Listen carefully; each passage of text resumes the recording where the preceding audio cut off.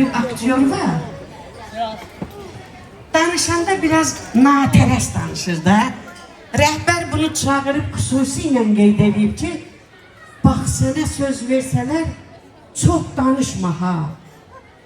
Biraz sakitçilik eləyək. Deyir, bax, çox danışma ha. Elə bircə kəlmə dinən ki, Allah rəhmət eləsin.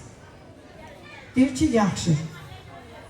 Nəysə, hamı durur, çıxış eləyir. Allah rəhmət eləsin, dəyərli aktrisamız idi. Gözəl insan idi. Allah o dünyasını versin, belə elə. Nəysə, bu aktyora söz çatır. Deyirlər ki, gəl sən də bir-iki kəlmə dinən, daha götürək, dəfn eləyəcək. Çıxır səhniyə, müdür də deyir, baxır, az danışlar, sonra qarışdırarsan aləm. Bilir də, tanıyır. Belə sağa baxır, sola baxır, öyle rəhmətliyə baxır, deyir ki, çetindir. Baxır rəhmətə gedənə deyir, mərhumiyə də çetindir.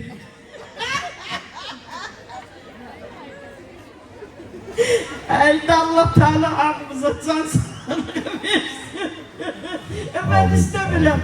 Ben öləndə böyle evden götürəcəm. Siz yaşayın, her zaman yaşayın. İndi bir dənə can başınıza dönərəm. İndi bir dənə.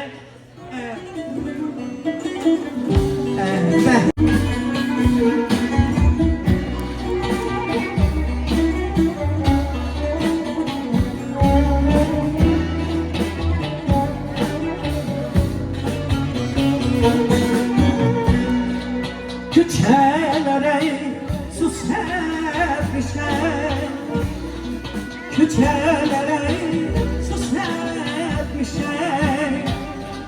Yar gelende toz olmasın, yar gelende toz olmasın. Eyle gelsin, ele geçsin.